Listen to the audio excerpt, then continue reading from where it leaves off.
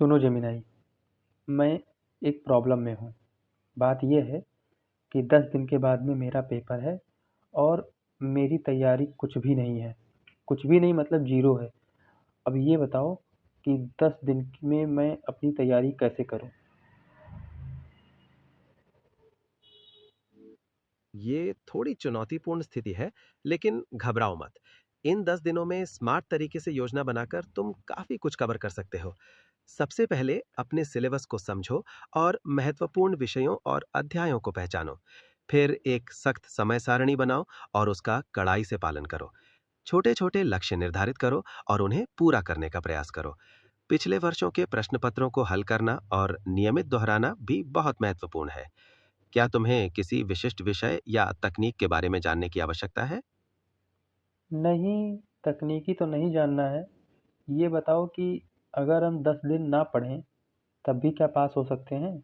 कोई तरीका हो तो बताओ।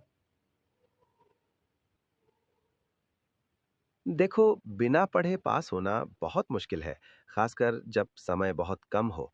फिर भी कुछ चीजें हैं जो तुम्हारी मदद कर सकती हैं, जैसे सिर्फ महत्वपूर्ण विषयों और पिछले वर्षों के प्रश्न पत्रों पर ध्यान केंद्रित करना। क्या तुमने कभी एक्टिव रिकॉल या स्पेस्ड रिपीटिशन जैसी तकनीकों के बारे में सुना है? नहीं, ये क्या होता है बताओ?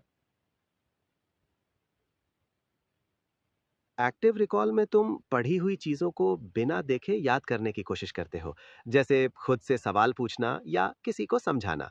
और स्पेस्ड रिपीटिशन में तुम पढ़ी हुई चीजों को नियमित अंतराल पर दोहराते हो, जिससे ये लंबे समय तक याद रहती है। क्या तुम इन तरीकों को अपनाना चाहोगे? नहीं, मैं कोई तरीका नहीं अपनाना चाहता हूँ। ठीक है, कोई बात नहीं। ऐसे में सबसे अच्छा तरीका यह है कि तुम सच में महत्वपूर्ण विषयों और अध्यायों पर ध्यान केंद्रित करो। पिछले वर्षों के प्रश्न पत्रों को देखो और उन विषयों को पहचानो जो बार-बार पूछे जाते हैं। कोशिश करो कि कम से कम उन्हें अच्छे तरह से समझ लो।